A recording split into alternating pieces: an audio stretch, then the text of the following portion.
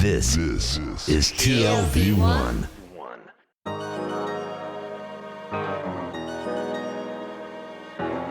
The Tel Aviv Review.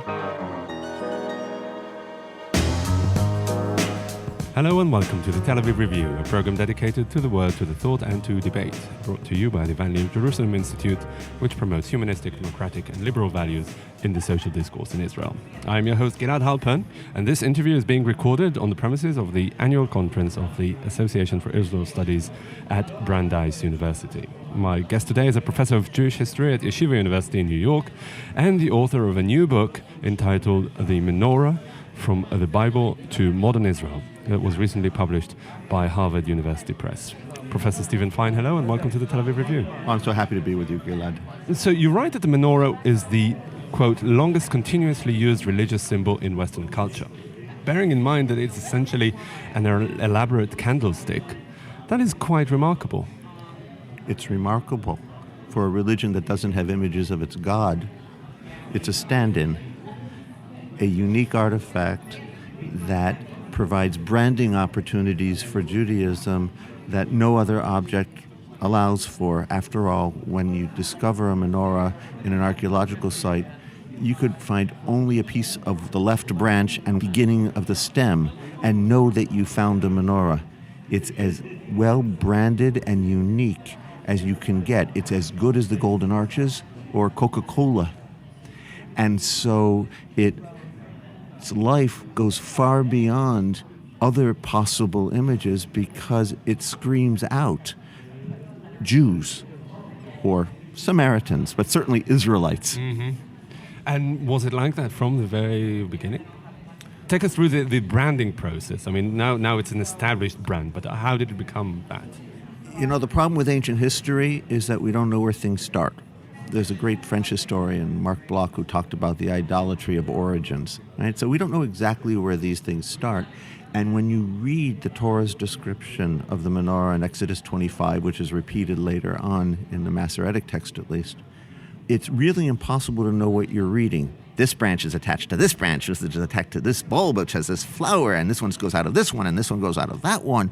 And the text knows that because it's trying to obsessively add words to the point where it says, make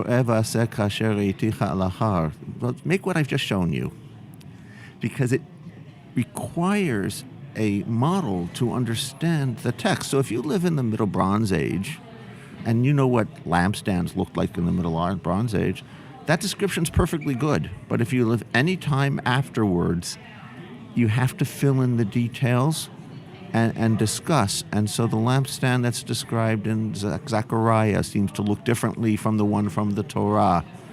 And the lampstand is understood by Philo and Josephus is different in some ways from what some of the medieval commentators might have thought.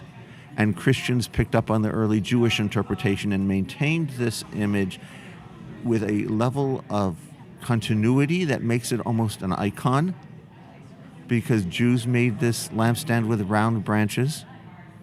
They couldn't figure out why they did once they only read rabbinic text. Mm-hmm. But when we go back to Philo and Josephus, we know that the branches represent the paths of the 7 visible planets, the sun and the moon. So it's not an accident that it was the menorah that became that huge symbol that it has become. It's an accident in that all human history is an accident, but it's an object that, isn't a table and isn't so complex like an ark. Mm-hmm. And you need a lampstand for lighting a synagogue anyway, so it might as well look like this. And so it has all sorts of contemporary usages in that it is a lampstand. But when it got to Rome in 70 for that great parade that's illustrated in the Arch of Titus, the Romans looked at it and emphasized it and placed it in the Temple of Peace, which was sort of a war trophy museum near the Forum. And they looked at it and said, that seems to be what their god's object is. And it's interesting. Yeah. So does the menorah owe its status to Titus? Or to what extent does it owe its status to Titus? Would it have been forgotten if it didn't feature on that famous Roman monument? Jews didn't like the Arch of Titus very much until the Enlightenment.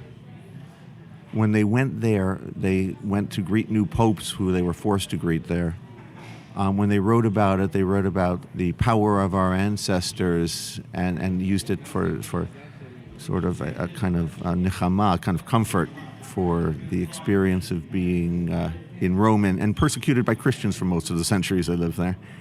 And there was no photographic reproduction, and so the Arch of Titus had local significance. On the other hand, menorot show up in Jewish tombs in the 3rd century, and then continuing 4th, 5th, 6th, 7th. Christians liked them too, which didn't hurt. And so that we find Christian menorot, and we find Samaritan menorot, and then Christians copy them into their manuscripts and in places like Ireland. And make big brass menorahs for their churches at about the same time as Rashi. And they all look the same. You can look at Rashi's manuscripts and look at the great medieval commentator and look at a church lampstand from a place called Essen in Germany, and they're almost the same. The brand holds across cultures. And so the Arch of Titus became really, really important as Jews westernized and wanted their place in Europe. As part of whether it was Bildung, which is the sophisticated classical education of Germany, or Romanitas, which is the Italian version of being sort of Romanish. Jews wanted their part too, and they could say, you see that? That's ours over there. And so it took on a new life. Is it really the basis of what we now call the Judeo-Christian tradition? Look, Judeo-Christian tradition is one of those things that is useful and contemporary and American in origin and in meaning, right? But it is one of those places that the larger world in which Jews and Christians live together from antiquity to the present shares. Because what you're saying is essentially that. I mean, this is the vessel through which Jews gained the place in the cultural sphere that they were operating in. So everything became the Menorah Journal, and the Menorah this, and the Menorah that, and Menorah's in the front of JTS, and the Menorah's here, and the Menorah's there. Everybody did Menorahs, especially after photography and the first photo reproductions in Eastern Europe in Hebrew newspapers in the 1880s, and everyone got to see it. And so it became this exciting thing that secularizing Jews could say, hey, we have our thing in Rome, that someone like Freud could send a postcard to a friend who was having difficulties, a Jewish friend, and write on it, the Jews survive it, right? This Titus is gone, we're still here, Am Yisrael Chai, the people of Israel lives thing, right? And this object becomes the vessel for either we are rooted in Europe, or we tried to be rooted in Europe, now we're going back to Palestine and taking it with us. Right? And that's the Israeli rhetoric, which is so interesting of it. We'll get to that in a second. Cool. And that sharedness, the fact that Christians looked at it and said, oh yeah, that's the Jews' lampstand, right? Or the fact that it was called the Arch of the Seven-Branch Lampstand. And during the Middle Ages, Christians believed that it was stored at the Pope's Church at St. John of the Lateran in Rome, along with the Ark of the Covenant. They figured out in the Middle Ages it wasn't, because they opened up the Ark of the Covenant and there was no menorah inside. But they had the Ark of the Covenant until 1740-something when they decided this is silly and put it away somewhere. But the continuity sense that biblical history, going back to Moses, going back to Solomon, carries into the present, right? The one that we find with Indiana Jones and with all sorts of other myths in Western culture. The fact that I can say to everyone who's listening that we all know the Ark of the Covenant is stored in a warehouse outside of Washington, D.C., because everybody saw Indiana Jones, right? The menorah is a visualization and an object that everybody knows, which is why I started with branding. And the Arch of Titus provides the tool for that. It provides the baseline menorah for Western culture, certainly since the 1880s and also before. Yeah. So what can you tell us about the appropriation or the permeation of that symbol into the Christian mind, the Christian discourse, at a time when there was a lot going on theologically, this battle between the great religions? How did the Christians react to that very Jewish symbol you said that were present in their space as well? Christians didn't look at it as a Jewish symbol. They looked at it as an Old Testament symbol, and the Old Covenant is a precursor to the New Covenant, and hence in the book of Revelation, known to Catholics as the Apocalypse, there are 7 churches in Asia Minor with their lamps. In Christian tradition, the church is the tabernacle. That goes back to the 4th century with a fellow named Eusebius from Caesarea. This notion of the church as the new temple means the church gets a altar, which means the church gets a lampstand, right? Yeah. Which means that this is a Christian object. When you find a 7-branch lampstand in the church, it is not a Jewish menorah. It's a Christian biblical lampstand. Now, it may look like a Jewish menorah. It may smell like a Jewish menorah. It may be talked to about in the same text as a Jewish menorah. Mm-hmm. But it belongs to the body of the people of Christ. And just as Rabbi said that the menorah represents Klal Yisrael, the entire Jewish people, and so its lampstand is the patriarch, and its branches are the rabbis, and its lights are the Jews, or however it comes out in the Midrashim, guess what? At about the same time, in the 8th century in Ireland, there was a monk called the Venerable Bede who said exactly the same thing about the body of the people of Christ being read into the lampstand. Uh-huh. And so this is an object that spread from place to place, just as the Samaritans since antiquity have made 7-branch menorot to represent the true Israel once again, right? And you find a menorah in Israel, and you really have to know what region it's from to know whether it's Samaritan or Jewish. I see. It is interesting that it wasn't as contentious as it could have been and should have been in one way or another. Don't you think? Look, we tend to read history as contentious because we like to deal with the things that separate people. But the reality is, Jews, as I say to my students all the time, Jews are the same as everyone else until they're not, right? And it's that not part that we find interesting, but we sometimes think that we're dealing with platypuses versus tigers who somehow have something a little bit in common. When we're dealing with 2 different groups of human beings in the same place and same time, and the differences are much smaller than they'd like to imagine.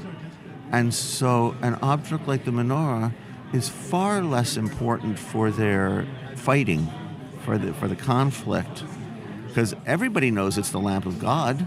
It's just it's my lamp of God or your lamp of God, right? Mm-hmm. What's much more important is, did he rise or didn't he? And the implications of exile and all of those important subjects that this lampstand can represent or not, depending upon the moment. How did you deal in researching for this book with this immense, huge, copious body of evidence? You paint such a huge panorama of a symbol that was so present throughout the generations. How did you pick and choose? It's immense, first of all. I'm very fortunate. I had some teachers very early who dealt with immense.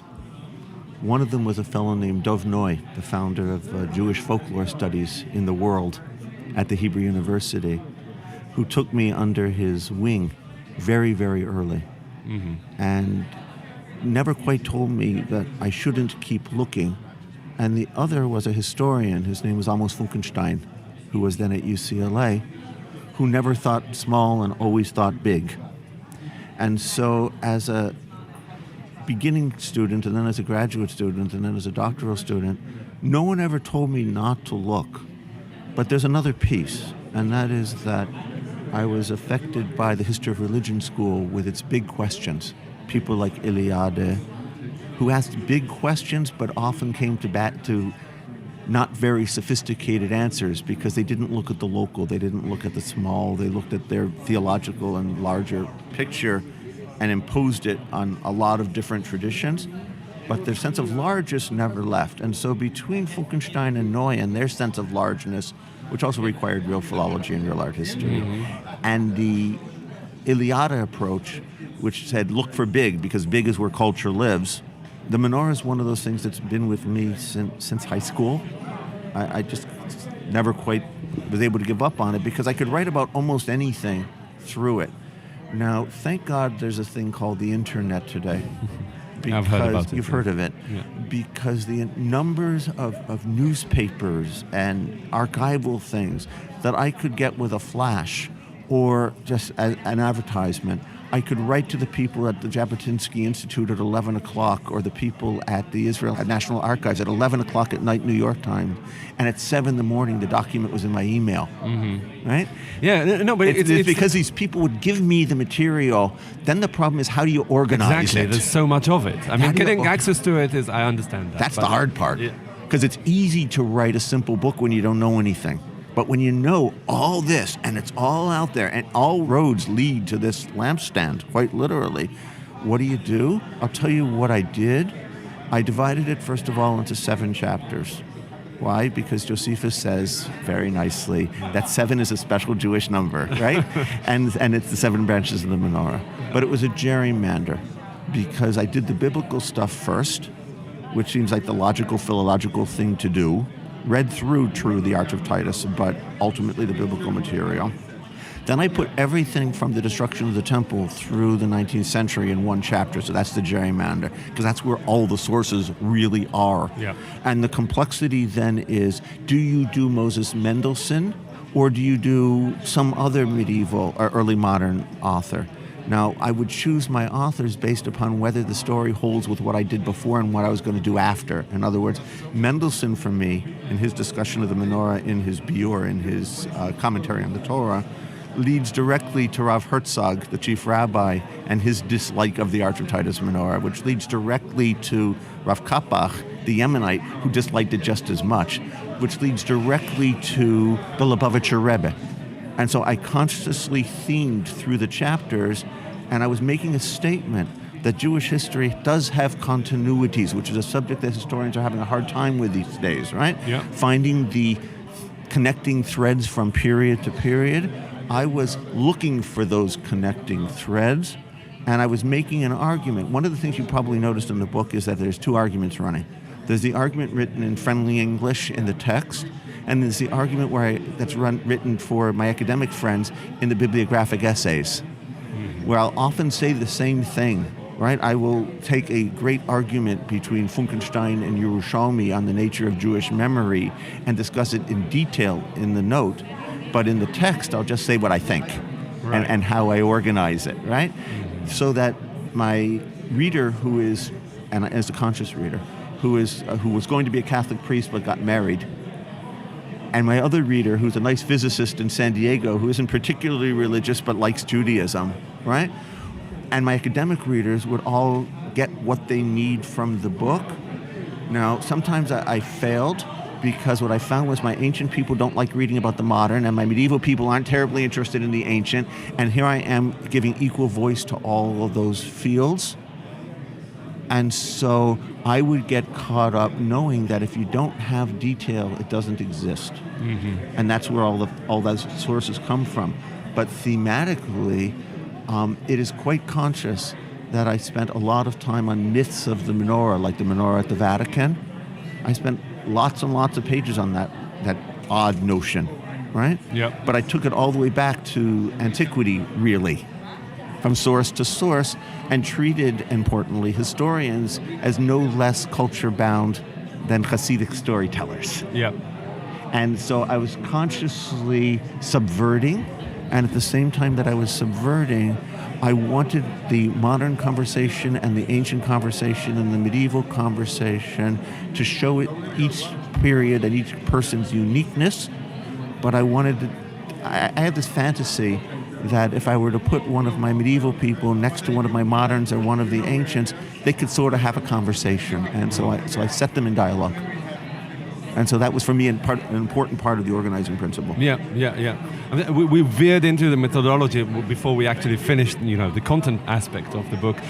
So now we get to, because we don't have a lot of time left, to the most, perhaps the ideal modern incarnation of the menorah, and that is as the symbol of the state of Israel. Was it clear from day one that this is where it's going, that when the state of Israel becomes a state, the symbol would be the menorah? The day it became the symbol of the Jewish Legion is the day it became the symbol of the State of Israel, because Jabotinsky was adamant that this little menorah, which looked a lot like a Zevrabon menorah, I don't know if he did it, but he might as well have, was going to be put on the hats of the Jewish Legion in World War I. It happened in the last minute of the war. I'm convinced that the Arch of Titus menorah was taken over all the other possibilities suggested in 1949 by someone surrounding Ben-Gurion, if not Ben-Gurion himself, for no small measure because he was taking it away from the Beitarniks, who had chosen the symbol of the Jewish Legion as their symbol. It's sort of the cult of the lost battle, right? So the Beitarniks, who lost out of World War I and were going to rise again, took the menorah as their symbol, and it became the symbol of the Irgun.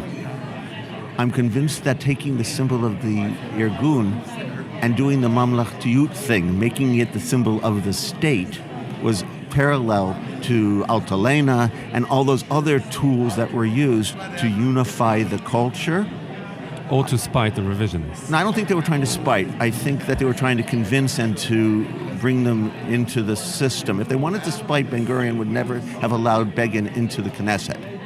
In other words, it's a much more complex set of relationships that go back to the 20s that's hard for us to imagine Ben-Gurion and Jabotinsky as friends at some point, right? It's a much more complex picture. For me, the scariest part, and my family says my face turned white in writing it, is the last chapter, which deals with the post-Zionist use of the menorah by the temple movements, and the construction of a 7-branch menorah that they think they're going to light in the temple, which means they believe they have begun building the temple. And remember, these are the people who, one of their leaders, eulogized Baruch Goldstein.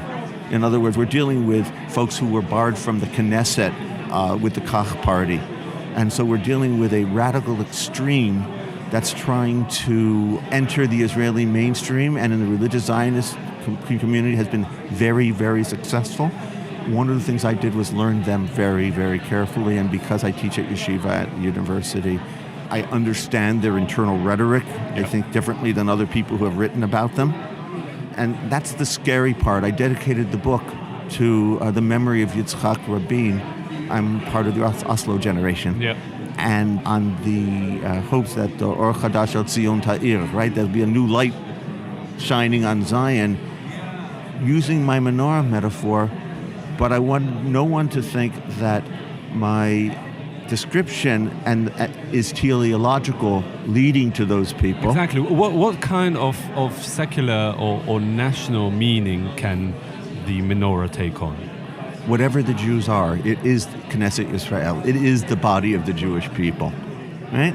And so the placement of a menorah on every factory in Israel as you walk in the front door, right? And in all the schools and on all the passports, it sets a cultural frame, and each community, sub-community looks at it differently, but it's sort of like a peace sign in the 60s. Whether you were a socialist or whether you were a Catholic or whether you were a Jewish liberal, it meant something similar but not the same, but it did not mean the same thing it meant to Churchill or to Saddam Hussein. Yeah, right? Absolutely. The menorah is one of those places where you can claim unanimity as part of a civil religion, but at the same point allow for difference. And this is really the source of its enduring strength, isn't it? The fact that it has been pliable and adapted to the changing needs of the Jewish people over the generations. It's one of the reasons, but remember, it comes from God. Yeah. And so that provides a incredible impetus even for a religion that claims not to be religious. At the committee for the choosing of the state of the symbol, E.L. Sukain, the great archaeologist, explained that the menorah is a messianic symbol. It's not a religious one. Yep. Now, does that make sense? No. But in Israeli civil religion of that moment, it made perfect sense. Everybody was messianic. Yeah. And on this note, which is rather optimistic, I would say. I hope. Isn't it? Yeah. We'll wrap up. Professor Stephen Fine, who teaches Jewish history at Yeshiva University, and he's the author of several books, most recently The Menorah, From the Bible to Modern Israel. Thank you very much for coming on the Tel Aviv Review. A true pleasure, Gilad. And also big thanks to Tammy Goldenberg, our sound engineer, and to the Van Leer Institute for the generous support. If you like this podcast, there are many more where it came from. Just go to www.tlv1.fm/podcasts and take your pick. My co-host Dalia Shendlin will be back with us shortly, but in the meantime, go to our website, follow us on Facebook as well as on Twitter. Join us again next week for another edition of the Tel Aviv Review, and until then, goodbye.